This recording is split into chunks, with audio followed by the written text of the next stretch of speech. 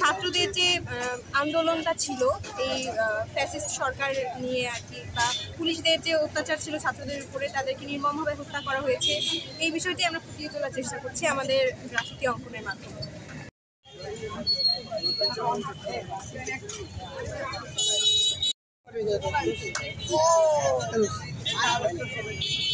আমাদের এই বাংলাদেশ, তো এই বাংলাদেশের স্বাধীনতার পর থেকে ধীরে ধীরে রাজনৈতিক বিভিন্ন কালক্রমে গত বছরে আমরা একটি গণ অভ্যুত্থান দেখেছি, সেটা হচ্ছে আমাদের জুলাই অভ্যুত্থান।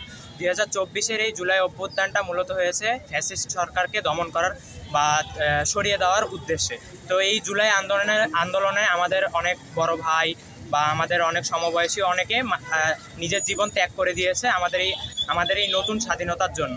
সেই জুলাইয়ের বিপ্লবকে আমাদের গভীর মনে স্মরণ করে আজকের আমাদের এই দেয়াল অঙ্কন যেই প্রতিযোগিতাটা, এখানে আমরা আজকে রংপুর জেলা পরিষদের সামনে ওয়াল পেন্টিং করছি।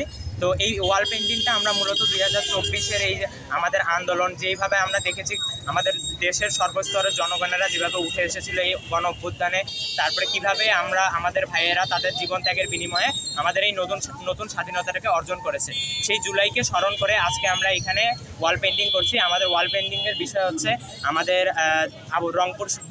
রংপুর বিভাগের আবু সাইদ ভাইয়া, আমাদের গর্বের বড় ভাই আবু সাইদ, সেই আবু সাইদ ভাইয়াকে স্মরণ করে, তারপরে যেভাবে আমাদের পেশাজীবী থেকে শুরু করে সকল স্তরের জনগণ এখানে উঠে এসেছিল, সেই জনগণকে আমরা তুলে ধরার চেষ্টা করছি। এইভাবেই আমরা আজকের এই ওয়াল পেন্টিংটাকে সবার সামনে তুলে ধরার চেষ্টা করছি।